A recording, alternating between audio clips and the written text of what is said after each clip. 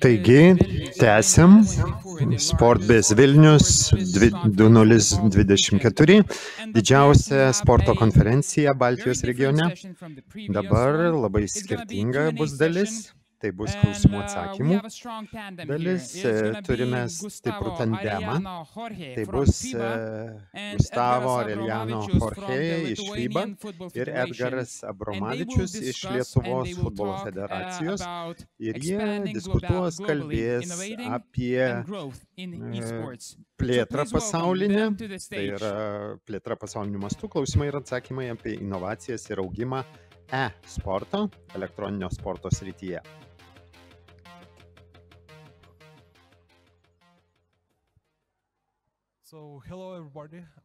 Taigi, sveiki visi, esu Edgaras Abromavičius, o mano kolega Gustavo yra iš FIBA. Pradžiai paleiskim filmuką ir tada pradėsim kalbėti.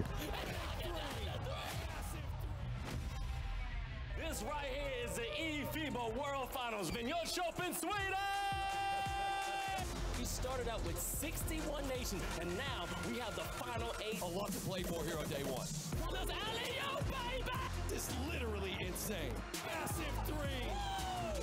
Gorgeous shot right there as well. To be honest, man, I think he wants his rematch. We are witnessing greatness here, Vince. Only 4 remain. The USA versus the Philippines, and then Turkey versus France. 50,000 euros on the line.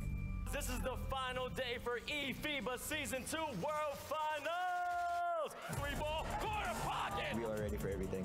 That boy time! And now they're getting loud! USA making you pay, baby!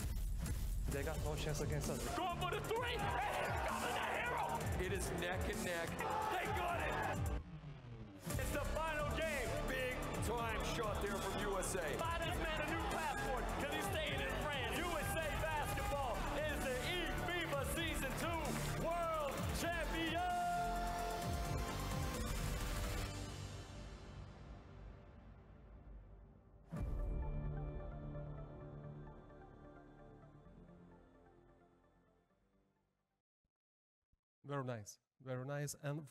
Taigi, gražu.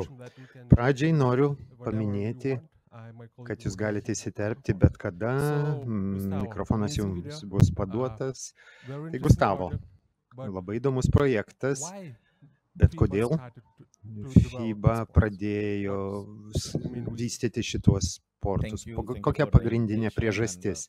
Tai ačiū už kvietimą. Tai pirmas klausimas, kurį mes gavome kaip tarptautinė federacija, kai pristatinėjom FIBA.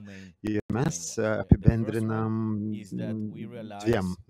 dalykais visą tai. Kad mes suvokiam, pirmą, kad yra karta, kuri sužino apie krepšinį kitaip. Mes žiūrėjom per televiziją krepšinį, o dabar daug žmonių išmoksta per žaidimų konsolę, o tik po to televiziją ar iš tikrųjų žaisti. Tai mūsų idėja įtraukti šitos žmonės kaip FIBA šeimos narius ir pasirūpinti varžybomis. Antras dalykas, tai yra duomenys, kad galima rinkti duomenys ir e-sportų komponentas yra patrigubėjęs negu prieš keletą metų. Taigi su tom 2 priežastim mes supratom, kad turime žengti į šitą pasaulį, kuris galbūt nėra mūsų pagrindinis, galbūt tai nėra verslas, bet kas liečia mūsų viziją kaip tarptautinė krepšinio federacija, kuri pasišventusi vystyti šitą sportą po visą pasaulį, tai mes galiausiai įtraukėme kaip 3 vertikalę. Taigi turime tradicinį krepšinį 3x3 ir krepšinis.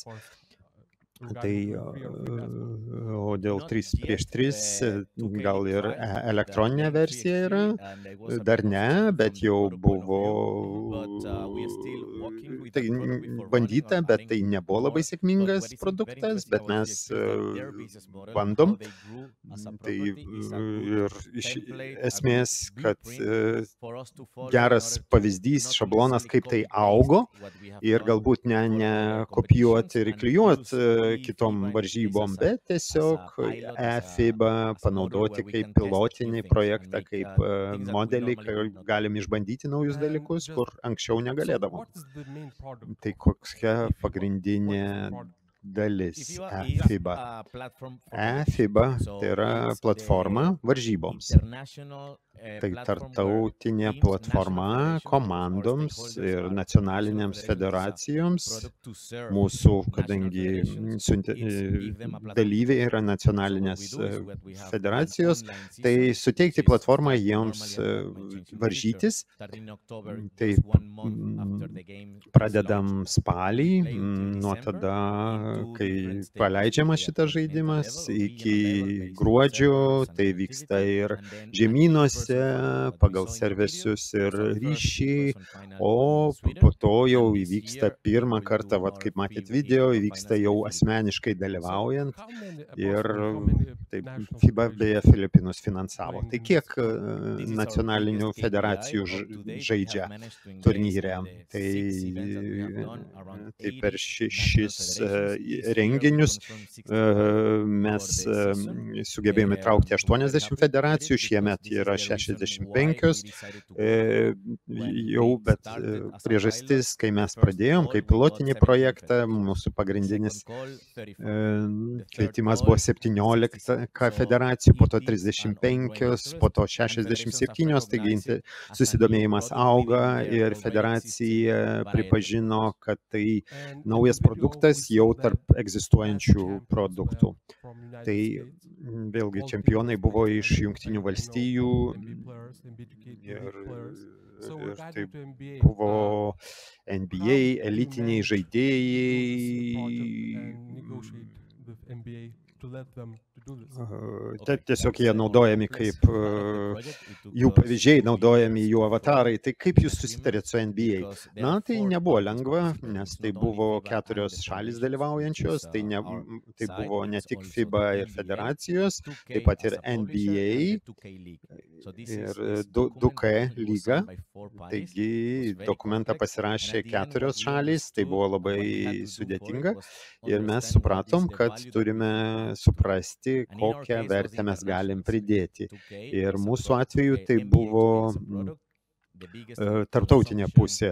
2000 tai buvo, kad produktas, kuris yra masiškas Jungtinėse valstijose ir mes turime pridėti tą tarptautinį aspektą ir nacionalinis pasididžiavimas yra labai svarbus ir mes padėjom pasiūlymą ant stalo, kad pasiūlymas sukurti produktą paremtą nacionaliniu pasididžiavimu ir jie pritarė, kad tai galėtų papildyti jų darbą ir resursus mes kasmet gerinam, tai ne tik žiūrovų skaičius didėja dalyvių, bet taip pat ir santykiai, kuriuos kuriame su nacionalinėmis federacijomis, su e-sportų asociacijomis.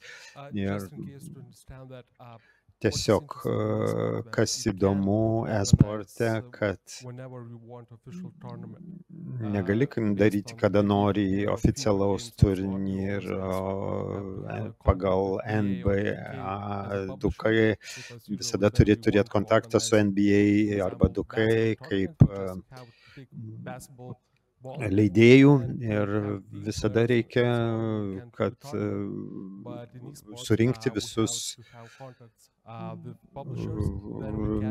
Šitame sporte turime turėti sutartį su leidėjais, tik tada galima daryti ir tai turi būti 3 šalys, tai NBA, 2K lyga ir leidėjai. Tai labai įdomus dalykas ir sudėtingas. Kas įdomu, kad šiemet, nežinau, kiek žmonių dabar pažįstami su šituo nauju žaidimu, aš mačiau kaip FIBA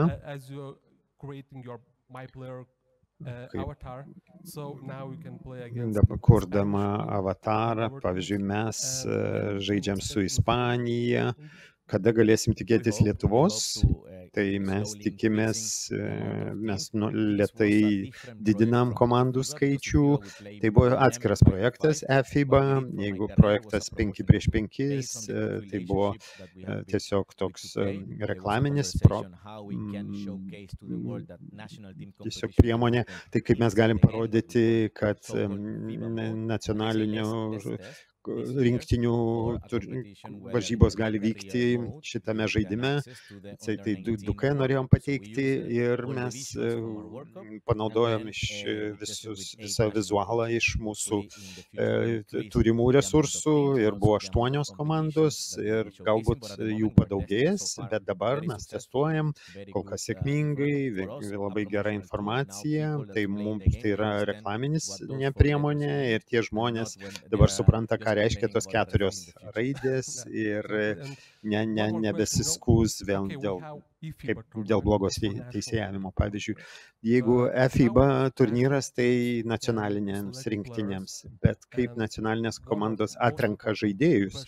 Ir vienas dar svarbus klausimas, kurį noriu užduoti, kaip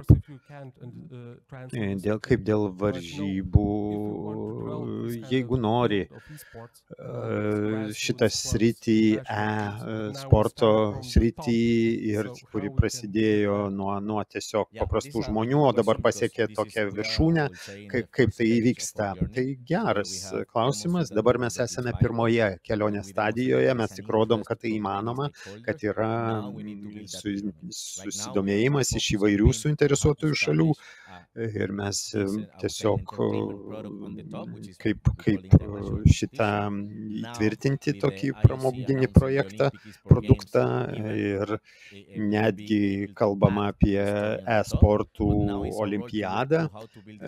Dabar tai vyksta nuo viršaus, bet taip pat ir galvojama, kaip tą istoriją kurpti nuo apačios. Pagal licenciją mes dar negalim to padaryti, bet žiūrim, kaip panaudosim tą laiko langą, kad federacijos galėtų daryti savo varžybas, maybe ne turnyrų formatu, gal pagal kvietimus arba atviras. Dar apibrėšim, dar procesas vyksta, galbūt tai užtruks kažkiek laiko, bet mes tikimės, kad mūsų pagrindinis siekis, kad turėtų federacijos galimybę namuose žaisti ir jeigu vyksta varžybos nacionaliniu lygmeniu, po to tarptautiniu lygmeniu ir tada gali jau vykti olimpiada. Taip, mes nepapuolėm jau keletą kartų į olimpinės žaidynės. Tai turiu užduoti šitą klausimą, nes jūs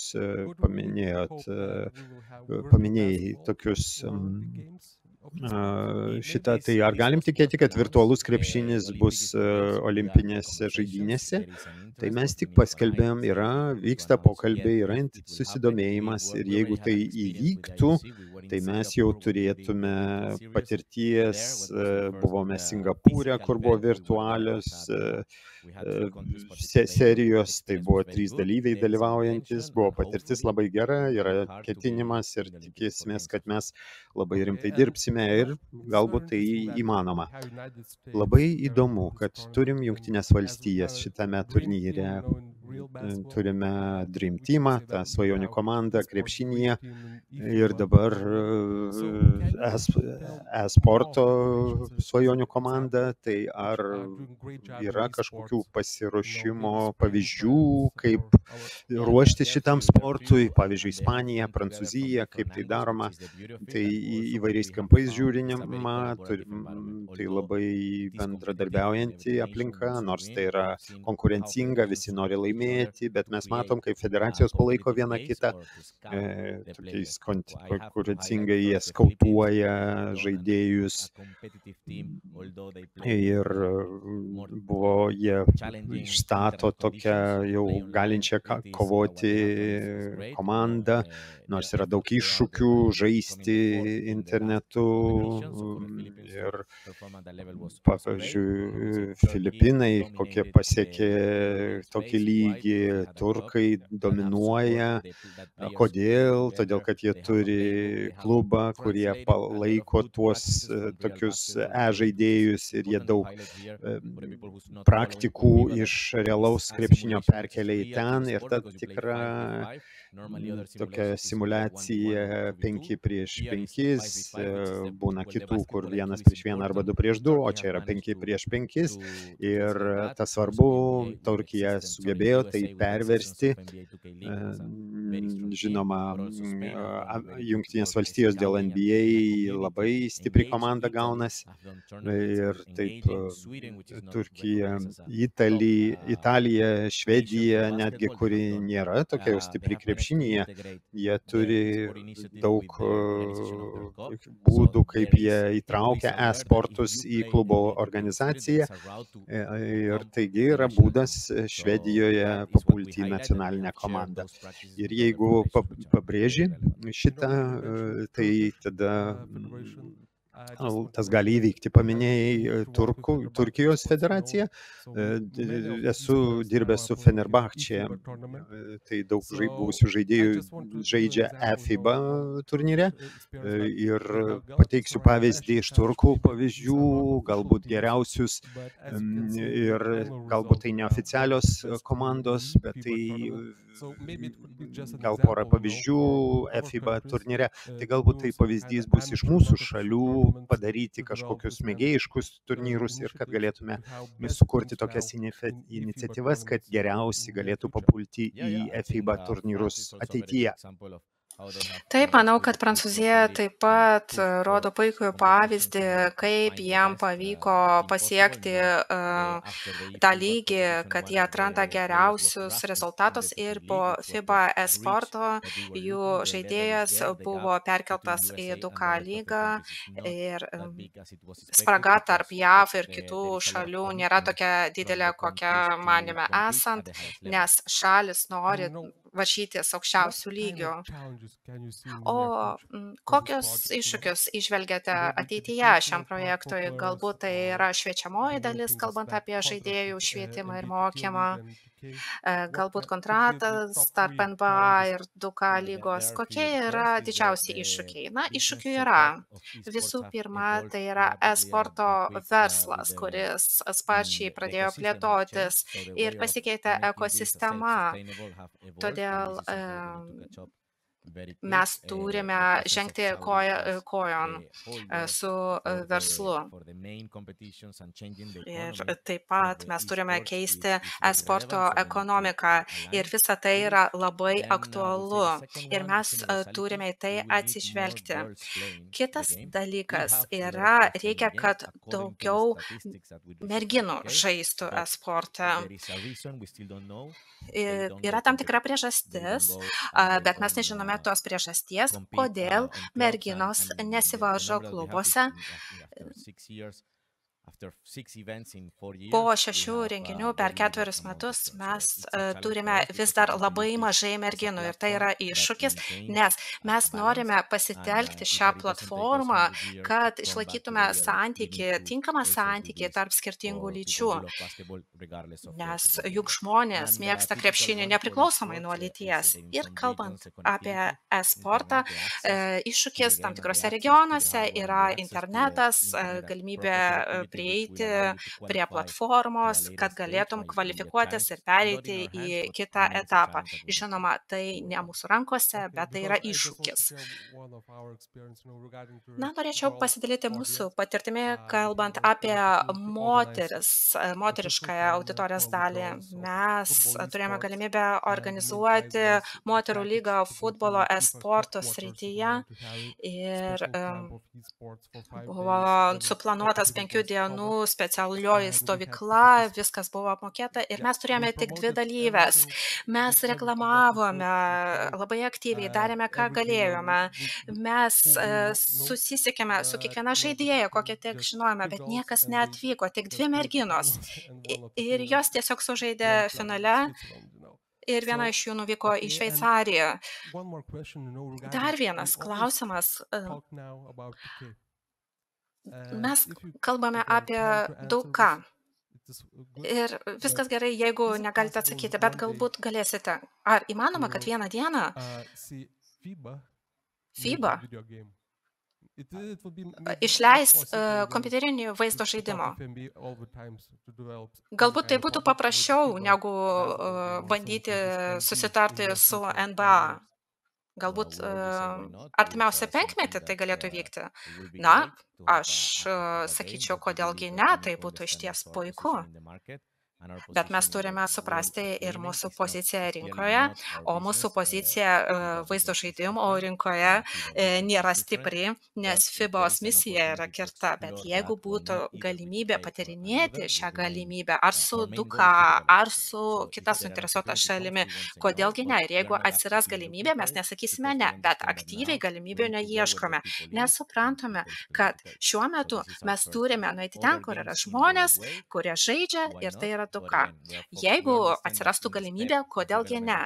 Bet tame plėtros žingsnėje, kuriame esame, yra dar keli žingsniai, kuriuos turime įveikti, kad konsoliduotume produktą. Taip, ir šie papildomi projektai gali tiesiog mus blaškyti. Galbūt turėsime klausimų iš auditorijos.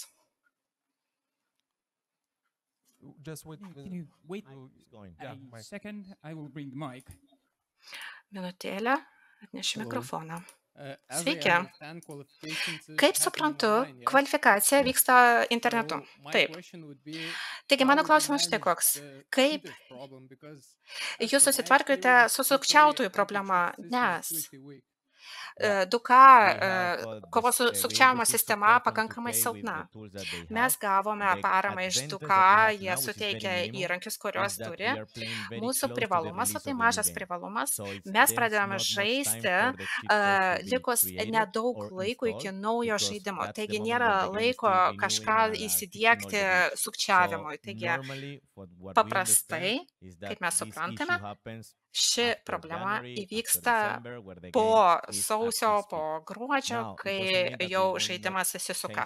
Bet tai nereiškia, kad kalendorius nepasikeis ateityje ir galime susidurti su šią problemą iš kitos perspektyvos. Iki šiol buvo 2-3 situacijos, kai sukčiavimas buvo akivaizdus ir mūsų reglamente yra numatyta galimybė uždrausti tokį elgesį, bet mūsų komitetas yra pakankamai gerai susipažinę su žaidėjais ir jeigu kažkas demonstruoja tokį elgesį, pati bendruomenė, ji tiesiog nenori jau priimti tokio žaidėjo, bet šiuo metu tai nėra labai aktuali problema. Sveiki. Trumpas klausimas apie augimą esporte, kalbant apie ekonominį augimą. Dalis sėkmės yra priklausę nuo to, kad beveik visos esporto varžybos gali būti stebimos nemokamai iš namų. Žinoma, nebent nuvyksta į finalą, bet tie, kurie stebi transliaciją, stebi ją nemokamai. Kaip manote, ar šis modelis turės pasikeisti, kad pereitumėte į kitą lygį? Ir jeigu jis pasikeistų, kokią įtaką tai turės esporto prieinamumui? Ne. Aš manau, ir tai aš vadovaujuosi tuo, ką matau ir ką žinau. Aš manau, kad esportas turi likti nemokamas žiūrovams. Mes manome, kad šis verslas skiriasi nuo tipinio sporto. Mes žiūrime iš leidėjo perspektyvos. Būtent leidėjas yra savininkas. Ir mes turime suprasti, kad esportas yra tik piramidės viršus. Ir jiems leidėjams yra visokių kitų verslo dalių, kurios neša pelną. Taigi, esporto dalis toliau augs tol, kol ją bus investuojama. To mes negalime padaryti be leidėjo. Na ir pažiūrėsime laiku bėgant, kaip tai keisis ateityje. Sveiki, Ramunė Bestriskaitė, sporto advokatė. Turiu du klausimus. Pirma, ar esate susidūrę su susitarimu dėl laimėjimo, dėl mačų ir ginčai? Kitas klausimas. Ar ginčai yra dažnos situacijos esporte? Na, susitarimai dėl laimėjimo, tai tikrai nėra problema, bent jau kol kas.